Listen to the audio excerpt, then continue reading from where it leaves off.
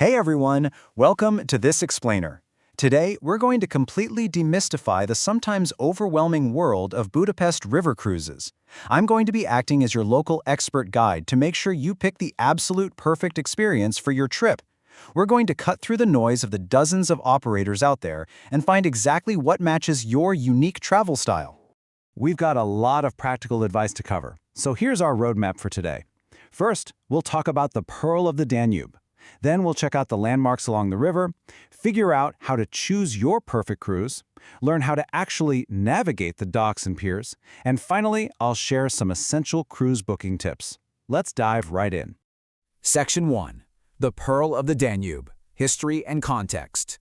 So, with 500,000 people, literally 500,000, flocking to the river for a boat tour every single year, you might be genuinely wondering, is this truly the best way to see the city?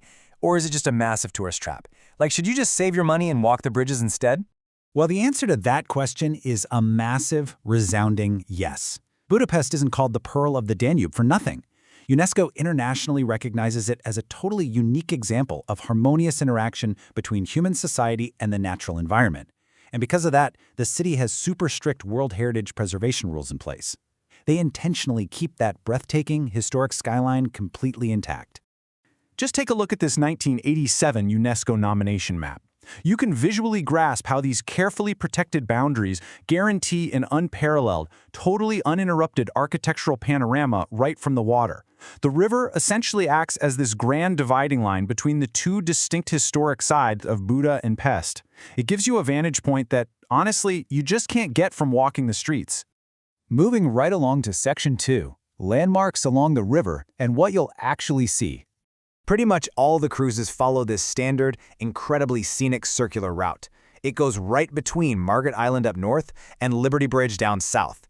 This gives you a front row seat to some serious, heavy-hitting UNESCO-protected landmarks. You'll float right past the awe-inspiring neo-Gothic Hungarian Parliament building, gaze up at Buda Castle perched way up on Castle Hill, and sail gracefully right under the iconic Széchenyi chain bridge.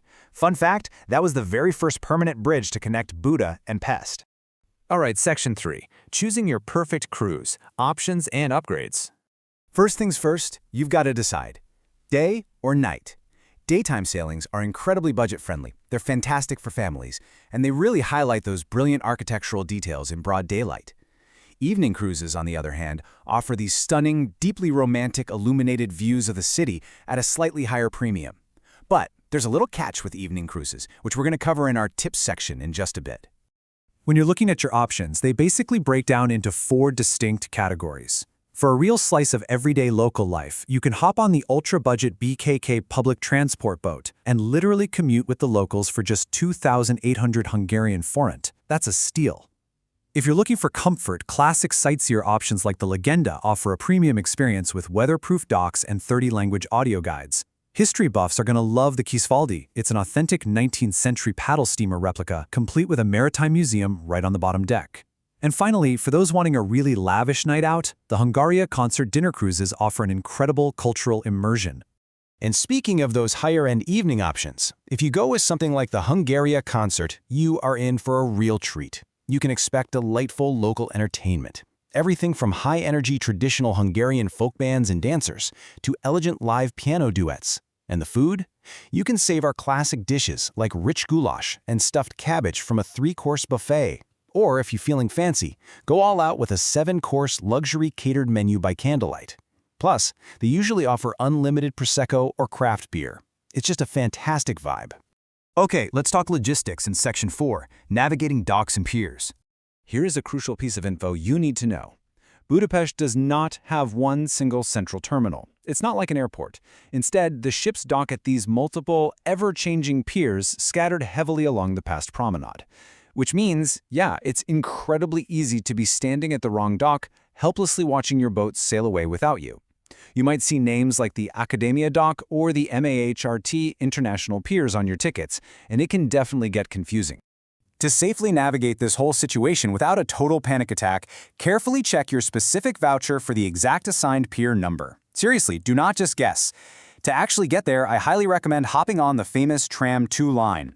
It runs right along the riverbank, it's known as one of Europe's most scenic tram routes, and it drops you off right near the major piers.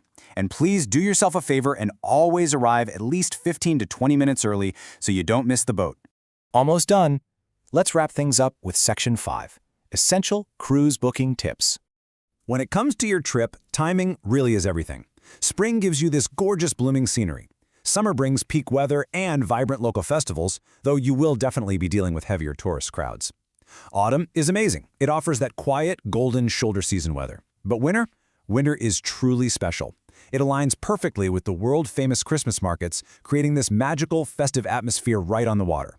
And hey, don't worry about the river itself. The operators are pros. They're highly skilled at successfully managing the Danube's fluctuating seasonal water levels. All right, here are my absolute top insider tips for booking. First off, be sure to secure those coveted sunset tickets way ahead of time because they sell out fast. A quick hack? Just Google Budapest sunset time for your exact travel date so you nail the perfect time slot. Second, entirely skip the busboat hybrids. Our sources point out that they kind of fall flat as both a bus tour and a river cruise, which would be a huge bummer for your itinerary. And this next one is absolutely vital. Remember to book your night cruise before 10 p.m. in the winter or 11 p.m. in the summer. Why? Because that is exactly when the city flips the switch and turns off all those spectacular decorative lights. Oh, and if you're booking a piano dinner cruise, definitely spring for that window seat upgrade.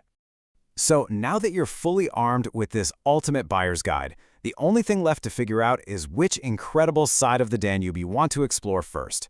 Are you going to mingle with the locals on a bright morning public boat? Or are you going to be toasting with Prosecco as the breathtaking city lights up all around you? Honestly, whichever you choose, it's going to be an experience you won't soon forget. Thank you so much for joining me for this explainer, and hey, happy cruising!